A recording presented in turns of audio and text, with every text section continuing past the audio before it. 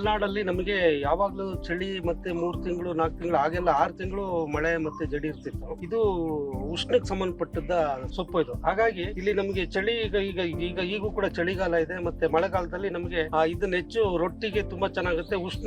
ದೇಹನ ಉಷ್ಣಾಂಶನ ಕಾಪಾಡುತ್ತೆ. ಶೀತದ ಬಾಡಿ ಬಿಸಿಯಾಗಿರುತ್ತೆ ನಮಗೆ ತುಂಬಾ ಮಳೆಗಾಲದಲ್ಲೆಲ್ಲ ಇದು ಬರೋದು ಕೂಡ ಅದೇ ಸೃಷ್ಟಿ ಕೂಡ ಹಾಗೇನೆ. ಯಾವಾಗ ಚಳಿ ಮತ್ತು ಮಳೆ ಇರುತ್ತೆ ಅವಾಗ ಕೆಸಿನದಟ್ಟು ಹೆಚ್ಚು ಬೆಳೀತದೆ. ಮತ್ತಿಂತ ಕೆರೆ ಪಕ್ಕ ಗದ್ದೆ ಸೈಡ್ ಅಲ್ಲಿ ಜಾಸ್ತಿ ಬೆಳೆಯುತ್ತೆ. ಆಮೇಲೆ ಈ ಕೆಸುವಿನಲ್ಲಿ 2 ತರ ಇದೆಯಲ್ಲ, ಒಂದು ಇಲ್ಲ ಕೆಸಿನಲ್ಲಿ 4-5 ಟೈಪ್ ಇದೆ ಸರ್. ಇನ್ನೊಂದು ಆಲ್ಗೇಸ ಅಂತೀವಿ, ದಂಟು ಮಾಡೋ ಅಂತದ್ದು ಆಲ್ಗೇಸ ಅಂತ ಬರ್ತೀವಿ. ಅದ್ರಲ್ಲಿ ಎಲೆನ ಅಡಿಗೆ ಮಾಡೋದಿಲ್ಲ.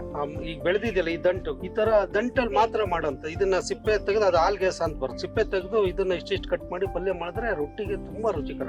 ಈ ಕೆಸಿಂದ ಏನಂದ್ರೆ ಇದನ್ನ ದಂಟು ಮಾಡಲ್ಲ, ಎಲೆ ಮಾತ್ರ ಮಾಡ್ತೀವಿ.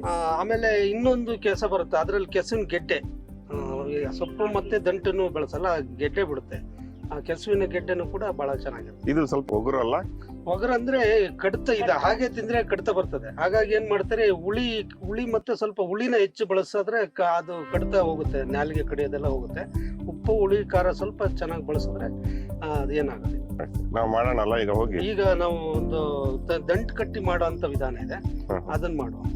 ಗಂಟು ಕಟ್ಟಿ ಇದು ಕೆಸಿನ ಸೊಪ್ಪಲ್ಲಿ ಪಲ್ಯ ಮಾಡ್ತಾರೆ, ಚಟ್ನಿ ಮಾಡ್ತಾರೆ, ಎಲ್ಲ ಮಾಡ್ತಾರೆ. ಇವತ್ತು ನಾವು ಸ್ಪೆಷಲ್ ಆಗಿ ನಮ್ಮಲ್ಲಿ ಒಂದು ವಿಧಾನ ಇದೆ. ಆ ಕೆಸಿನ ಎಲೆನ ರೌಂಡ್ ಸುತ್ತಬಿಟ್ಟು ಅದನ್ನ ಗಂಟು ಕಟ್ಟಿ ಮಾಡೋ ಅಂತದ್ದು. ಕೆಲವ್ರಿಗೆ ಇಲ್ಲಿ ತುಂಬಾ ಇಷ್ಟ ಆ ಗಂಟು ಕಟ್ ಮಾಡೋದು ಅಂದ್ರೆ ತುಂಬಾ ಇಷ್ಟ. ಹಾಗಾಗಿ ನಾವು ಈ ತರ ದಂಟು ಕಟ್ಟು ಕೆಸುವಿನ ಪಲ್ಯವನ್ನ ಮಾಡ್ತಾ ಇದ್ದೀವಿ. ಡೈಲಿ ತಗೊಂಡು ಈಗ ಅರ್ಥ ಮಾಡ್ಕೊಂಡು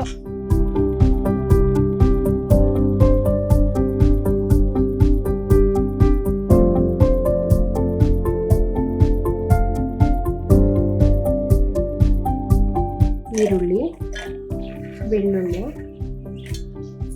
ಸಾಂಬಾರ್ ಸೊಪ್ಪು, ಸ್ವಲ್ಪ ಕಾಯಿ ತುರಿ, ಖಾರದ ಪುಡಿ, ಅಚ್ಚ ಖಾರದ ಪುಡಿ ಮತ್ತು ಸಾಂಬಾರ್ ಪುಡಿ 2 ಸ್ಪೂನು, ಜೀರಿಗೆ 1 ಸ್ಪೂನ್. ಸಣ್ಣಕ್ಕೆ ರುಬ್ಕೋಬೇಕು. ಇದನ್ನು ಸ್ವಲ್ಪ ಎಣ್ಣೆ ಹಾಕಬೇಕು, ಸಾಸಿವೆ, ಜೀರಿಗೆ, ಸ್ವಲ್ಪ ಕರಿಬೇವು ಸೊಪ್ಪು, ಈರುಳ್ಳಿ, ಹಸಿರುಮೆಣಸಿನಕಾಯಿ ನಾವೇ ಬೆಳೆದಿರೋದು, ಬೆಳ್ಳುಳ್ಳಿ, ಕಡಲೆಕಾಳು, ಸ್ವಲ್ಪ ಕೆಂಪು ಬಣ್ಣ ಬಂದಿದ್ದು.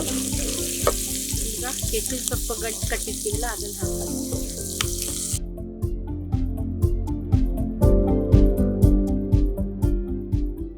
ರುಚಿಗೆ ಉಪ್ಪು, ಸ್ವಲ್ಪ ಮಸಾಲೆ ರುಬ್ಕೊಂಡಿದ್ವಲ್ಲ ಅದೆಲ್ಲ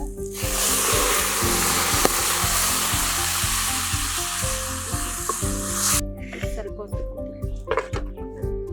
ಒಂದಿಷ್ಟು ಹುಣಸೆ ಹಣ್ಣು,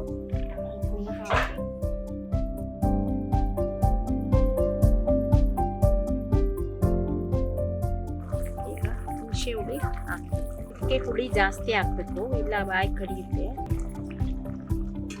ಇದು ಇವಾಗ ರೆಡಿ ಆಯಿತು. ರೊಟ್ಟಿ ಜೊತೆ ತಿಂದರೆ ಚೆನ್ನಾಗಿರುತ್ತೆ, ಅಕ್ಕಿ ರೊಟ್ಟಿ ಜೊತೆ ತಿಂದರೆ ಚೆನ್ನಾಗಿರುತ್ತೆ. ನಾಟಿ ಹಸುವಿನ ತುಪ್ಪ, ಇದರಲ್ಲಿ ಕೊಲೆಸ್ಟ್ರಾಲ್ ಕೂಡ ಇರಲ್ಲ. ಹೇಗಿದೆ ನೋಡೋಣ ಕೆಂಪರಾಜ್ ಅವರೇ? ಹೌದು ಸರ್, ನಾವು ಅವಾಗಲಿಂದ ಬಹಳ ಕಾತರದಿಂದ ಕಾಯ್ತಾ ಇದ್ದೀವಿ. ಗಂಟು ಕಟ್ಟಿದ ಕೆಸುವಿನ ಸೊಪ್ಪಿನ ಪಲ್ಯ. Wow, mind blowing.